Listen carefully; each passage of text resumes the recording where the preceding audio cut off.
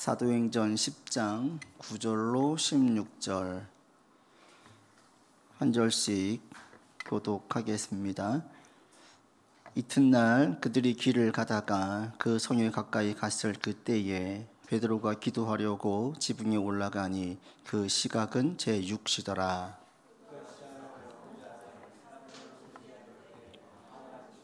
하늘이 열리며 한 그릇이 내려오는 것을 보니 큰 보자기 같고 네 귀를 메어 땅에 들이웠더라.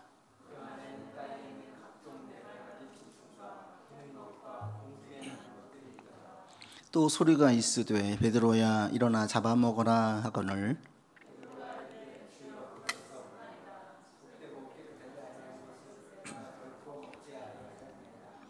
또 두 번째 소리가 있으되 하나님께서 깨끗하게 하신 것을 너가 속되다 하지 말라 하더라.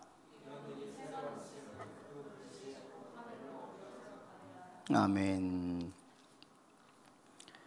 오늘 본문이 좀 매우 특이하고 또 중요한 부분이 뭐냐면 첫 이방인 전도거든요. 첫 이방인의 회심이 오늘 본문에 기록되어져 있어요. 백부장 고넬료, 첫 번째 이방인이 예수님을 믿고 그리고 이제 그리스도 교회 공동체 안으로 들어오는 그런 사건이 있는 건데, 이 사건을 보면 이 사건을 주도한 고넬료가 예수님을 믿게 만드는 그것을 주도한 게 누구냐? 하나님이시죠. 하나님이 주도한 것임을 알 수가 있어요. 그리고 이 사건만 하나님이 주도하셨느냐? 사도행전을 가만히 보니까 처음에 교회가 세워질 때에도 하나님이 주도하셨죠. 예수님께서 너희가 몇 날에 못 되어 성령을 선물로 받을 것이니 모여 있어라. 모여 그들이 기도할 때에 성령 충만해졌고 베드로가 일어나 설교했고 이것이 시작이 되어서 초대 교회가 만들어졌어요. 교회의 형성도 하나님이 주도하시는 거예요. 그리고 또 하나, 이방인을 위한 그 선교사를 처음 파송한 그 선교사가 사도 바울인데, 바울도 누가 세웠습니까? 하나님이 직접 세우신 거예요. 하나님이 그를 불러서 예수님을 믿게 하고, 그리고 그가 이제 선교사로 서서 이방인 선교를 나가는 거예요. 그리고 첫 이방인 가운데 믿는 이 고넬료도 하나님이 주도하시는 거예요. 그러니까 초대교회에서 가장 중요한 사건들을 보면 누가 주도했냐면 하나님이 직접 주도하셔가지고 이끌어 가시는 거예요. 가만 우리의 인생도 보십시오. 여러분의 인생이 여러분이 주도해서 오신 것 같습니까? 아니면 여러분의 수고와 노력은 18 중에서 몇 할인 것 같아요?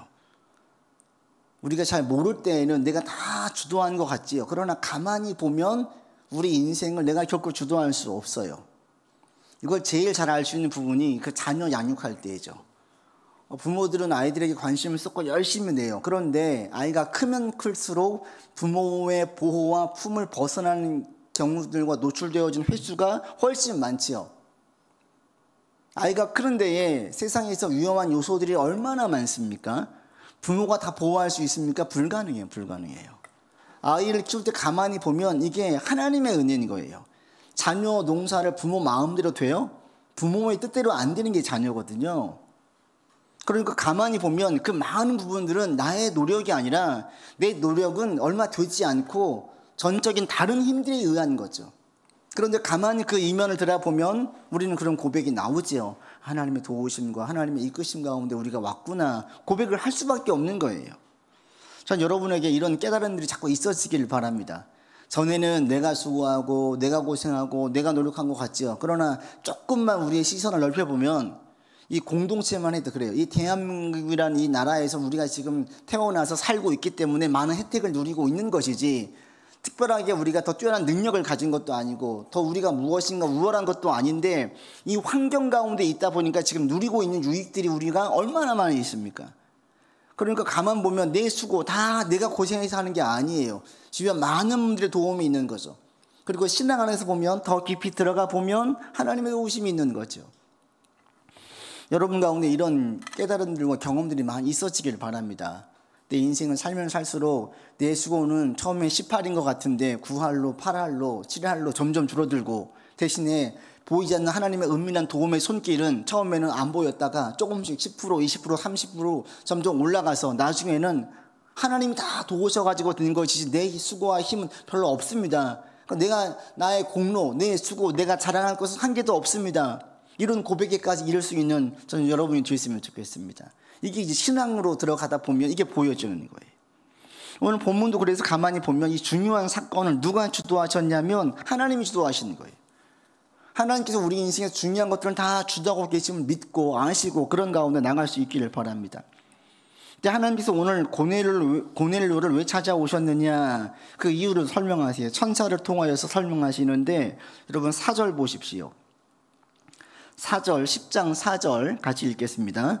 고넬료가 주목하여 보고 두려워 이르되 주여 무슨 일이니까? 천사가 이르되 네 기도와 구제가 하나님 앞에 상달되어 기억하신 바가 되었다라고 말씀하세요.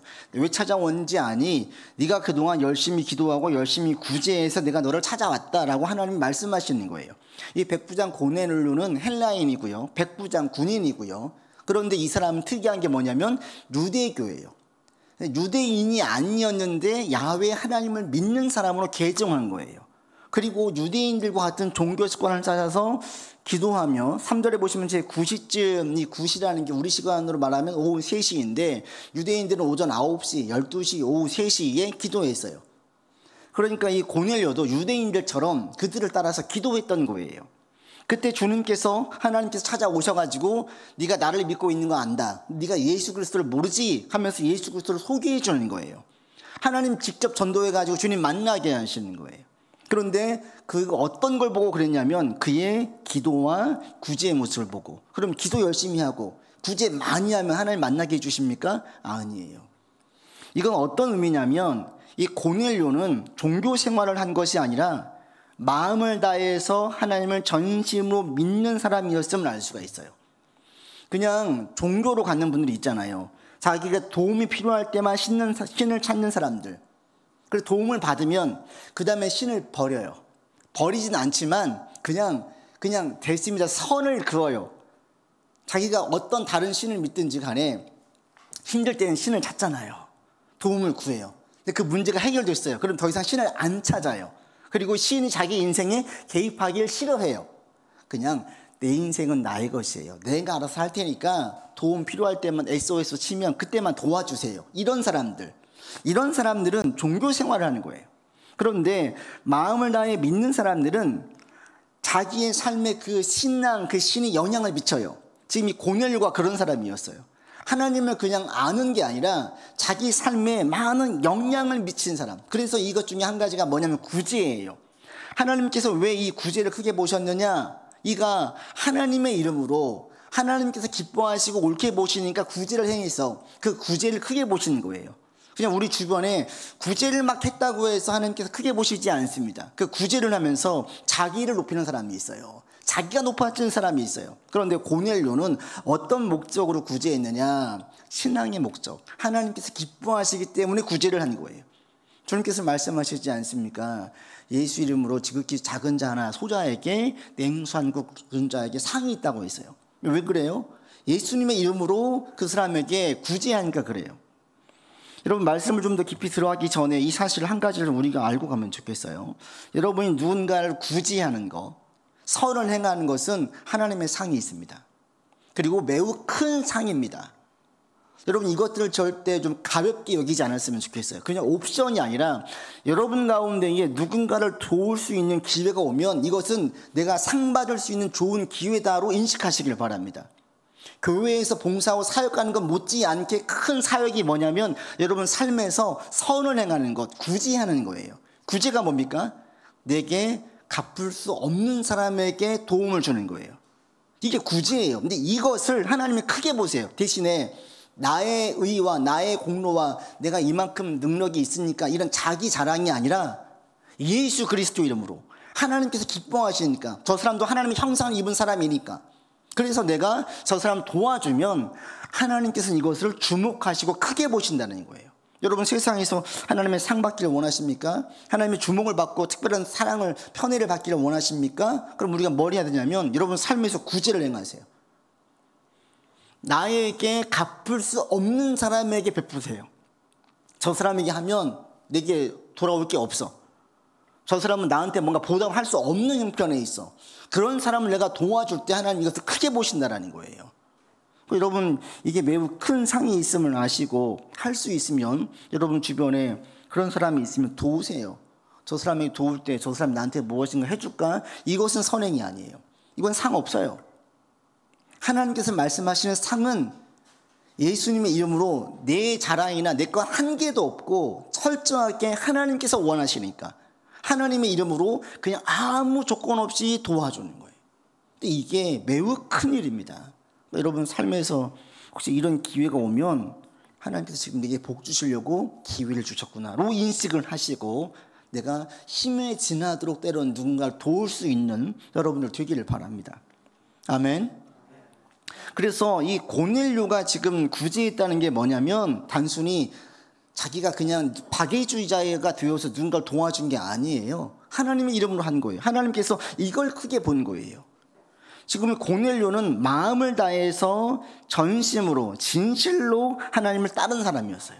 그리고 이것을 나타내기 위한 두 가지 방법이 이 사람은 기도와 구제였어요.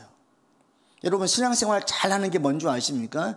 교회 행사 빨리 익히고 그리고 성경 말씀 많이 알고 봉사 많이 하고 교제도 좀 하고 물론 좋아요. 그러나 이것보다 가장 첫 번째 할 게 있어요. 여러분 교회에 다니면서 신앙이 좋아지고 신앙이 좋아지길 원한다면 힘쓸 거 첫 번째로 힘쓸 게 뭐냐면 여러분 마음이 하나님을 진심으로 찾고 하나님을 전심으로 찾는 마음이 점점 커지는 거예요. 커지는 거. 여러분 교회에 나오면서 하나님이 내 삶에 미치는 영향과 그 하나님에 대한 의식이 점점 커지고 많아지면 신앙이 좋은 거예요. 이게 신앙이 좋은 사람이에요.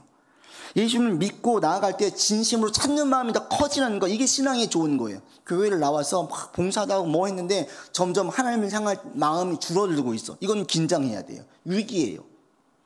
하나님을 찾을 때 전심으로 찾게 되고 진실로 찾는 마음이 식어지지 않고 점점 커져야 돼요. 여러분들이 이런 마음이 되기를 원합니다. 이런 마음을 가지려면 우리 안에 좋은 신앙을 유지하기 위한 나만의 루틴이 필요해요. 좋은 신앙을 가진 모든 사람들은 자기만의 신앙 루틴이 있어요. 어떤 분들은 새벽 예배를 사수해요. 어떤 분은 1년에 몇 번씩 성경 읽기를 사수해요. 어떤 분은 시간만 되면 경건한 신앙 서적을 읽어요. 어떤 분들은 수시로 찬양을 들어요. 어떤 분들은 간증을 들어요. 가만히 저도 돌아보니까 제 안에 많은 신앙적인 루틴이 있더라고요. 그것이 저를 깨어있게 만들고 기도할 때에 간절히 하나님을 찾게 만들었어요. 무엇이 만드는가 가만히 보니까 제 안에 여러 가지 루틴이 있는 거예요. 이것들이 없어지면 제 신앙은 열정적으로 싫어요. 여러분 우리의 마음은 밭과 같아서 우리가 관리하지 않으면 옥토밭도 어느 순간 굳은 땅이 되어져요. 그러니까 우리의 마음이 계속 옥토밭 되어서 하나님께 향하고 주님을 찾으려면 그런 찾기 위한 우리만의 루틴이 있어야 돼요. 여러분 가운데 그런 루틴이 있기를 바랍니다. 꼭 찾으세요. 여러분만의 루틴을. 막 성경을 읽든지 기도 시간을 정해놓고 하든지 신앙 서적을 읽든지 자기만의 루틴을 가져야 돼요. 여기 고넬료 같은 경우는 어떻게 했느냐, 이 기도와 구제가 자기의 루틴이었어요. 그래서 여러분 본문의 2절 보십시오. 2절 같이 읽습니다. 그가 경건하여 온 집안과 더불어 하나님을 경외하며 백성을 많이 구제하고 하나님께 항상 기도했다. 구제에 힘썼어요. 항상 기도하려고 애를 썼어요. 왜? 그것이 하나님을 진실로 전심으로 찾는 마음이었기 때문에, 하나님이 이것을 아셨기 때문에 이를 찾아온 것이지 이가 기도 시간이 많고 많은 돈을 구제에 썼기 때문이 아니었어요. 여러분이 지금 하나님을 진심으로 찾고 있다면 여기서 많은 사람들 가운데에서 나를 먼저 주목하고 계심을 아시기 바랍니다. 하나님은 어떤 사람을 더 주목하시냐면 전심으로 찾는 사람, 진실로 주님을 찾는 사람, 하나님의 은혜를 사모하는 사람. 목마른 사슴이 시내문을 찾듯이 갈증 나가지고 찾는 것처럼 하나님의 도움이 내 인생에 절대로 필요합니다. 이런 갈란 마음으로 주님을 찾는 사람, 그런 사람이 하나님을 만나는 거예요. 근데 이런 것들은 그냥 오지 않아요. 여러분 안에 좋은 신앙을 가지기 위한 루틴이 꼭 필요해요. 우리 건강도 그렇지 않아요? 좋은 건강이 좋은 사람들 보면은요, 자기만의 루틴이 있어요. 그러니까 목사이면서 제가 큰 얻어지는 혜택 중에 한 가지는 제가 술, 담배를 안 하다 보니까 이게 제 건강에 참 많은 유익을 주는 것 같아요. 그 아프면 병원에서 꼭 하는 말이 있잖아요. 술, 담배 하지 마세요. 저도 여러 번 들었거든요. 제가 목사인지 모르니까 술, 담배 하지 마시고요. 스트레스 받지 마시고요. 하나만한 이야기들. 스트레스 받고 싶어 받은 사람이 누가 있습니까? 근데 가만히 보니까 이게 신앙생활 할 때에도 육체적인 유익도 있는 거예요. 아, 술, 담배를 하지 않는 게 내 건강에 얼마나 도움이 되는지. 근데 반대로 그걸 하시는 분들이 많이 힘들잖아요. 건강이 나쁜 분들도 보면 나쁜 건강을 가진 루틴이 있어요. 그렇지 않습니까? 요즘에 20, 30대 가운데에 대장암 발병률이 매우 높다 그래요. 그 첫 번째로 의사들이 꼽는 게 뭔지 아십니까? 편의점 음식이에요. 편의점 음식. 그게 장 기능을 활발하지 않게 만든대요. 그러니까 이 장에 머무는 기간이 많다 보니까 염증이 유발되어지고 이게 시간이 반복되어지고 길어지다 보면 이게 암으로 간다라는 거예요. 그러니까 섬유질, 우리가 알고 있는 야채, 채소를 많이 먹어야지 장이 활발해지면서 배설되어지고 건강에 좋은데, 편의점의 음식들은 이게 계속 오랫동안 머물러 있는데요, 장에. 그러니까 이게 독소를 자꾸 품어내는 거예요. 안 좋은 거예요. 건강이 나쁜 분들도 보면요, 나쁜 이유가 있어요. 자기만의 루틴이 있어요. 꼭 밤에 야식을 먹는다든지, 지나치게 보면 혹사시키면서 과음을 한다든지, 얘기한 것처럼 편의점 음식을 자주 먹는다든지, 달게 먹는다든지, 짜게 먹는다든지, 맵게 먹는다든지, 이게 습관화되어 있는 분들, 길게 볼 때는 건강이 상할 수밖에 없죠. 신앙도 똑같아요. 자기만의 루틴이 있어야 돼요. 좋은 신앙 가진 분들 보면요, 자기만의 좋은 루틴이 있어요. 어떤 분들은 1년에 몇 번씩 성경 통독을 하고, 정한 시간에 기도를 하고, 신앙 서적을 읽고, 때로는 찬양을 하고, 여러분 가운데 그런 루틴이 있기를 바랍니다. 혹시 있었다가 깨진 분이 있다면 빨리 루틴 다시 잡기를 바랍니다. 그리고 상황이 바뀌어져가지고 새로운 루틴이 필요하다면 새로운 걸 만들기를 바랍니다. 해서 내 안에 루틴이 있어야 돼요. 그리고 신앙 좋은 분들 보면 이게 다 있어요. 자기만의 루틴이. 근데 그 중에서 최고의 루틴, 가장 좋은 방법이 뭐냐? 여러분 뭘 것 같으십니까?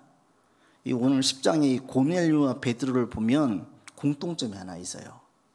이들이 언제 하나님의 뜻을 발견하고 하나님의 음성을 듣냐면 기도하는 중이었어요. 기도하는 중에.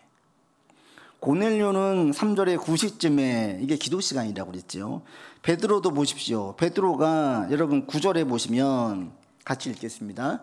이튿날 그들이 길을 가다가 그 성에 가까이 갔을 그때에 베드로가 기도하려고 지붕에 올라가니 그 시각은 제6시, 우리로 말하면 정오 12시예요. 유대인들은 9시에, 12시, 오후 3시에 기도했는데 베드로도 자기만의 루틴이 있었어요. 근데 유대인들이 원래 있었던 그 루틴을 믿은 다음에도 포기하지 않았어요. 왜? 그게 자기 경건에 유익이 되니까. 그래서 이 시간에 기도하는데 그때에 하나님께서 환상을 보여주시면서 말씀하시는 거예요. 이 누가가 이 사도행전을 기록했는데 사도행전에서 가장 강조한 것 중에 한 가지가 뭐냐면 기도예요. 기도. 뭐니 해도 최고의 좋은 신앙 가지기 위한 루틴 중에 한 가지는 기도예요. 기도. 기도 없이 좋은 신앙 가지기가 사실 어렵다고 해도 과언이 아니에요. 그런데 단순히 기도 시간을 많이 가지는 게 좋은 게 아니에요. 그러면 어떻게 하는 게 좋냐면 기도의 그 태도와 자세가 올바르게 있어야지 좋은 신앙을 가질 수가 있어요. 여러분, 옳은 기도의 첫 번째 자세가 뭔지 아십니까? 올바른 기도의 첫 번째 자세, 그거는 듣는 거예요. 듣는 거. 기도는 하나님께 말하는 게 먼저가 아니에요. 하나님은 최고의 전능하신 분이고 지혜와 지식을 가지신 분이에요. 여러분이 어떤 분야의 최고의 전문가를 만났어요. 늘 기사로만 보던 그 사람을 내가 만나게 됐어요. 그 사람을 만나면 여러분 뭐해요? 한 귀라도 더 들으려고 하죠. 내 얘기를 하려고 하지 않아요. 강연장에 가면 그 어느 분야의 최고인 강사를 만날 때 그가 무슨 말을 하는지 거기에 주목을 하지 내 얘기를 하려고 하지 않아요. 인간과는 차원이 다른 하나님을 만나면 그분을 만날 때 제일 첫 번째는 가장 좋은 기도는 뭐냐면 듣는 거예요. 우리는 뭐예요? 말하잖아요. 물론 기도는 대화니까. 예를 들면 하나님께서 때로는 상담자일 수 있어요. 상담가를 찾아가지고 그럴 때 어때요? 하소연하죠. 필요해요. 어떤 문제가 있어요. 해결해달라고 치유자이시니까 치료해달라고 기도할 수도 있어요. 그러나 보편적으로 첫 번째는 뭐냐면 하나님께 묻는 거예요. 듣는 거예요. 하나님, 저에게 말씀해 주세요. 우리가 기도할 때 하나님 이렇게 해주세요라고만 기도하잖아요. 그 전에 전제들이 반드시 필요해요. 하나님, 이렇게 하는 게 옳습니까? 맞습니까? 를 먼저 묻고, 그래 맞다 그러면 그때부터는 의심하지 않고 열심히 기도하고 달려가는 거예요. 이게 선행되어야 되는데 많은 분들은 하나님께 이거 해주세요, 이 기도만 해요. 그리고 하나님의 뜻이 무엇입니까를 묻지 않아요. 이게 옳은 기도가 아니라는 거예요. 가장 올바른 기도는 하나님께 묻는 게 먼저예요. 저는 여러분에게 이것이 좀 습관이 되었으면 좋겠어요. 어떤 마음이 들었어요? 막 기도하기 전에 먼저 물어요. 하나님, 제 안에 지금 이 마음이 있는데 이 마음이 하나님 보시기에 옳은가요? 물어보세요. 그러니까 이런 것들이 여러분 가운데에 첫 번째 스스로에게 자문할 수 있는 단계로 만들어 놓으세요. 그러면 이런 분들은 이게 몸에 배어지면 하나님께서 말씀하시는 크고 작은 음성들을 참 많이 듣게 됩니다. 일방적으로 자기 얘기만 하는 분들은 하나님의 음성을 잘 못 들어요. 누가 듣냐면 하나님의 말씀을 듣고 싶어하는 분들. 하나님, 제게 말씀해 주세요. 이게 하나님 옳은 거예요? 하나님, 이 상황에 제가 어떻게 해야 돼요? 묻잖아요. 하나님께 듣고 싶은 거예요. 여러분 기도 가운데에 이런 기도가 꼭 있어지기를 바랍니다. 이게 여러분 가운데 습관처럼 자리 잡기를 바랍니다. 그게 옳은 기도예요. 고넬료도 마찬가지입니다. 그냥 자기 뜻을 관철시키려고 하는 기도가 아니었어요. 베드로도 마찬가지입니다. 자기 것을 막 외쳤던 기도가 아니에요. 그러니까 주님께서 말씀하시는 거예요. 우리의 기도의 자세도 마찬가지인데 우리가 기도할 때 하나님께서 하나님 묻는 거예요. 그런 자에게 하나님께서 말씀해 주시고 일깨워 주세요. 여러분 이렇게 기도할 수 있기를 바라고, 또 한 가지 이들의 특징이 뭐냐, 정한 시간에 기도했어요. 저도 기도를 해보니까 여러분 정한 시간을 정해놓고 기도하는 게 매우 유익합니다. 저는 이제 거의 반강제적으로 새벽에 나오잖아요. 목사이기 때문에. 근데 이게 저에게 주는 유익이 정말 어마어마해요. 이 시간에 나와가지고 만약에 한 분도 안 누렸다면 저도 많이 빠졌을 거예요.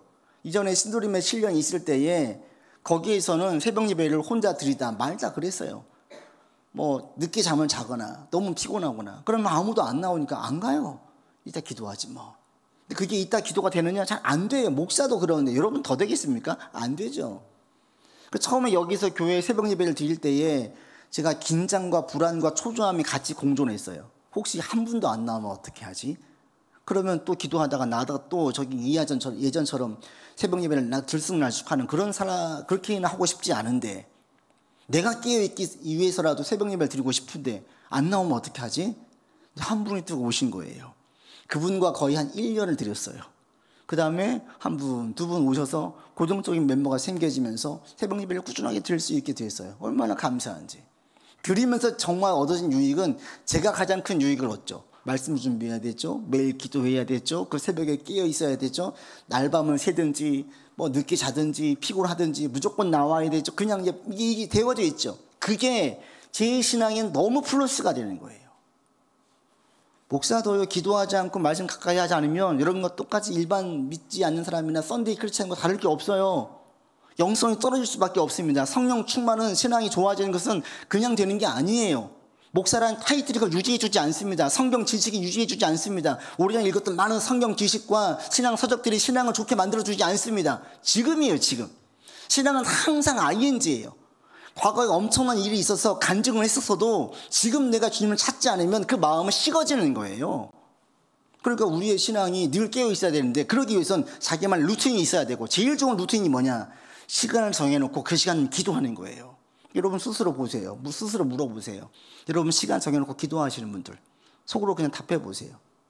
내가 그런 시간이 있었는데 그런 시간이 없어져 버렸어요? 그러면 있을 때보다 신앙적으로 하나님을 찾는 마음이 점점 줄어들 수밖에 없어요.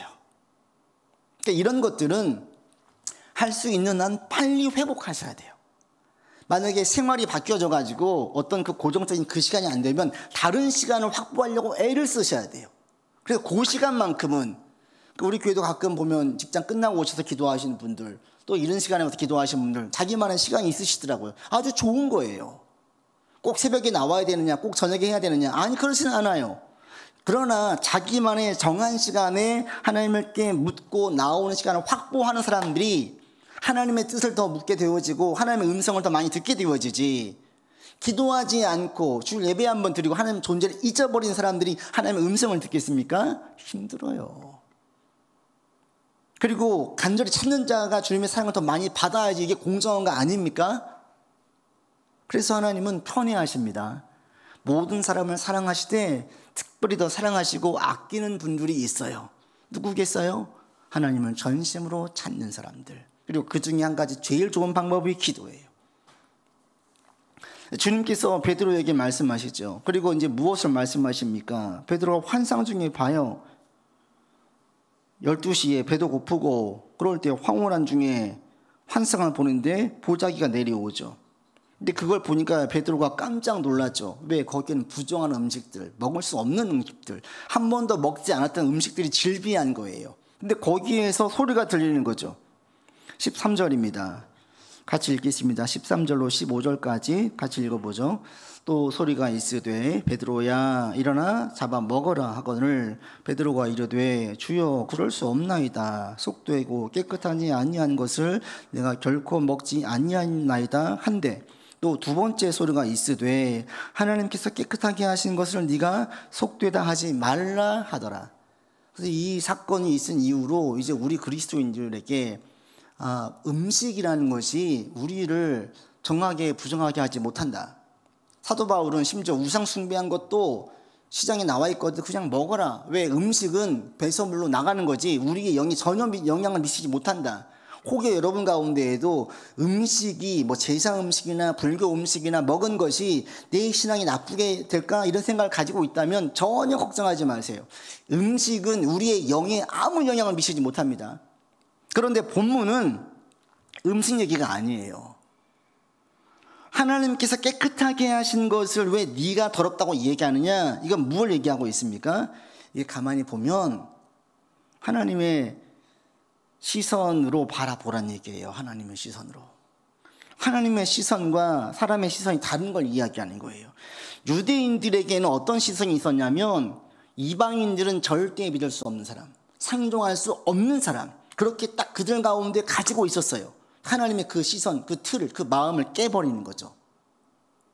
그런 시선으로 보지 마라. 근데 예수님을 대할 때 사람들이 그랬죠. 예수님이 나오셨을 때 공생의 사역 기간에 지자들, 사람들, 모든 사람들이 이해를 못했어요. 바리새인들, 서기관들, 아니 왜 저자는 세리와 식사하는가? 저 죄인들과 부정자들과 왜 식사하는가? 왜 교제하는가? 인간의 시선으로 바라봤지 하나님의 시선으로 바라보지 못했어요. 제자들도 마찬가지였습니다. 그러니까 가룟 유다가 예수님 팔았죠. 안 되겠다. 팔아버린 거예요. 심지어는 예수님께서 이 땅에 오신 메시아임을 가장 먼저 알아보고 선포한 자가 누구냐면 세례 요한인데, 세례 요한도 예수님을 하나님의 시선으로 바라보지 못했어요. 그리고 묻는 거예요. 오실 그이가 당신이십니까? 왜? 자기 인간의 시선으로 이해가 안 되는 거예요. 왜 저렇게 행동하지? 내가 이해하는 메시아는 저렇지 않은데? 그렇게 바라보는 거예요. 그런데 놀라운 일이 뭐냐면 부활 승천하신 예수님을 본 이후로 제자들이 성령 충만해지자 이들이 하나님의 시선을 갖게 돼 있어요. 그 베드로가 공의 앞에서 하나님 앞에서 너희 말 듣는 것이 옳은지 하나님의 말씀을 듣는 것이 옳은지 판단하라 그래요. 뭐예요? 하나님의 시선을 바라보는 거예요. 그 많은 사람들이 있는데 사람들의 시선을 의식하는 것이 아니라 하나님께서 지금 이 상황을 어떻게 보고 계시지?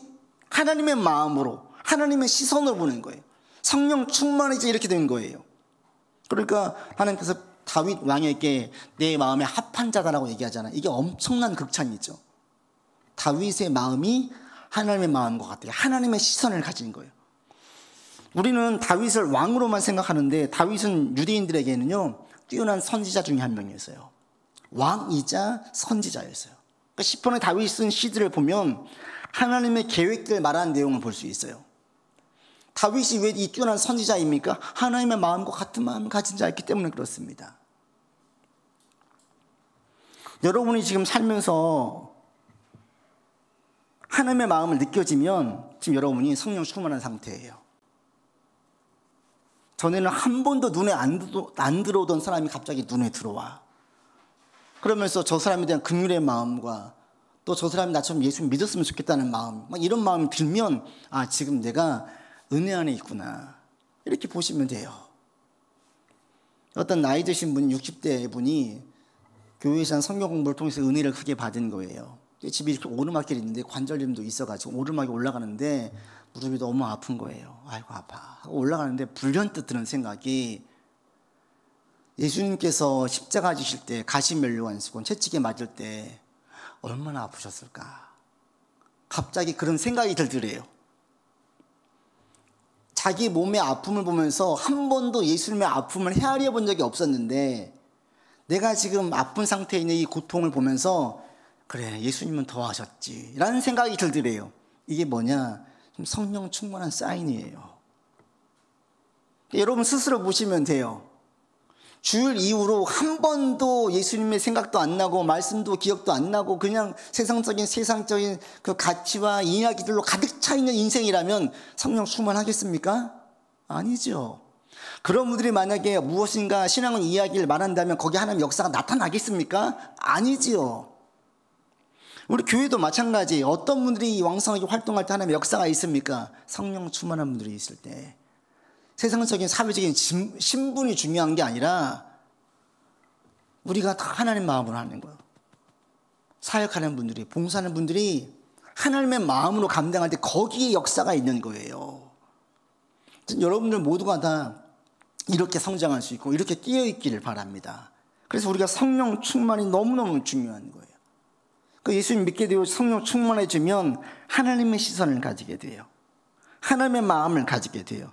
하나님께서 크게 보는 것들을 나도 크게 보고 하나님이 작게 여기는 것들은 나도 작게 여기게 되어져요. 이전에는 사람들이 크게 보는 것을 나도 크게 보았어요. 근데 신앙 안에 들어오니까 성령 충만해지니까 그게 아닌 거죠. 그 대표적인 예가 삭개오예요. 삭개오의 인생 가운데 올인했던 것은 오직 돈이었어요.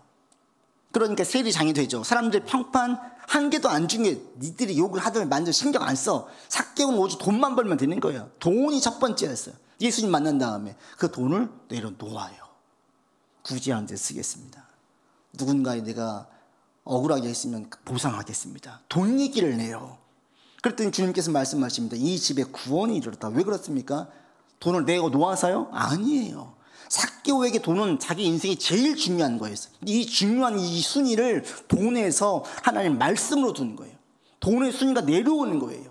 그전엔 돈이 첫 번째였는데 돈이 두 번째, 세 번째 내려오고 하나님이 첫 번째로 올라갔기 때문에 주님께서 이 집에 구원이 이르렀다라고 말씀하시는 거예요.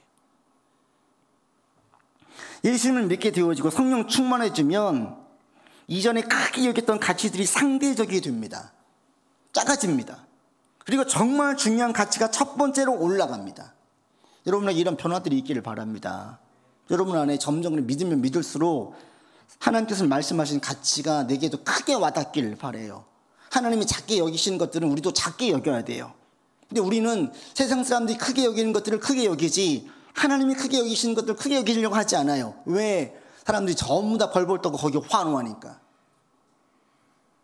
그래서 이 신앙이라는 것이 여기서 큰 차이가 나요. 지금 주님께서 왜 내가 깨끗하게 여기는 것을 네가 속되다고 이야기하냐? 이것은 이제 인간의 시선, 그 유대인들의 시선, 이걸 깨는 거예요. 여러분에게 전 이런 은혜가 있어지기를 바랍니다. 자꾸 신앙생활을 하면 할수록 삶의 가치가 바뀌어지길 바랍니다. 내 인생은 이거였어. 이것만 보고 달려갔어. 근데 예수님 믿은 다음에 이게 강화되는 게 아니라 바뀌어지는 거예요. 없애라는 게 아니라 순위가 바뀌어지는 거예요. 순위가.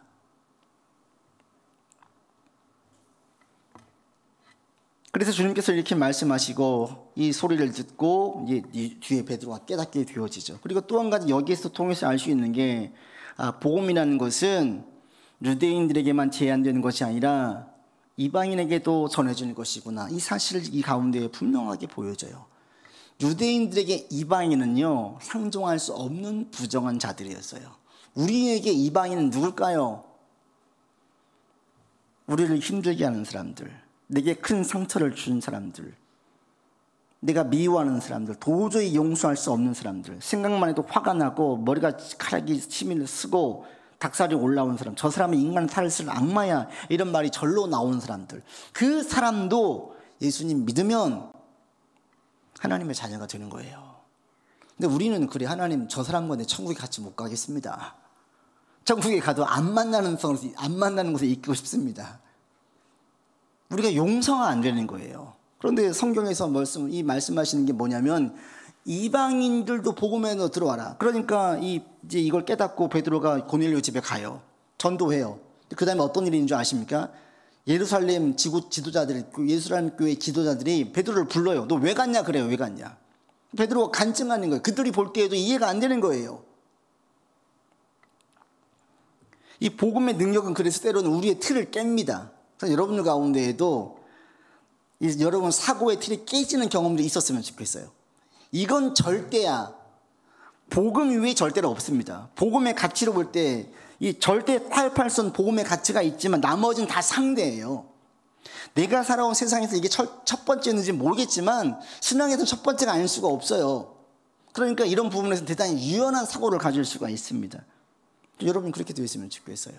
그리고 이 시간 다시 한번 혹여 내가 누군가 미워하는 자가 있다면 여러분 다 용서하셔야 돼요. 용서하지 않고 이 은혜의 자리에 나갈 수가 없어요. 용서가 안 되면 용서의 마음을 달라고 기도하십시오. 우리 안에 자꾸 살면서 내 안에 원수 맺는 자들, 미워하는 사람들, 피하고 싶은 사람들이 많아지는 것이 아니라 적어져야 돼요. 그래서 내 안에가 은혜가 넘치는 거예요. 그게 말씀을 맺습니다. 여러분 진실한 마음으로 하나님을 찾도록 여러분만의 루틴을 만드세요. 하나님을 찾는 마음.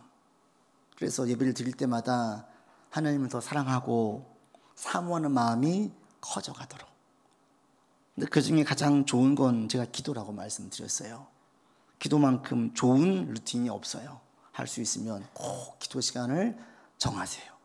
아침이든 낮이든 저녁이든 새벽이든 해보세요. 안 할 때보다 훨씬 내가 깨어있음을 보게 될 것이고요. 한 번도 들지 않았던 생각들이 막 들기 시작해요. 하나님의 마음의 생각이 나고 말씀이 기억이 나고 하나님께서 이걸 어떻게 보셨을까 이런 생각이 갑자기 들기 시작해요.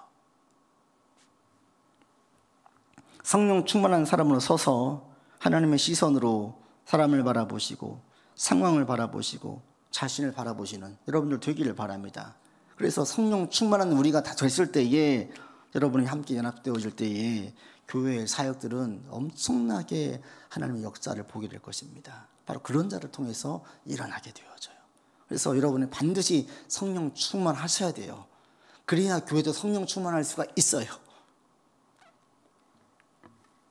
이번 한 주간도 이렇게 자꾸 설 수 있기를 바라고요. 여러분 안에 주님을 향한 마음이 점점 좀 더 커져가는 여러분이 되기를 바랍니다.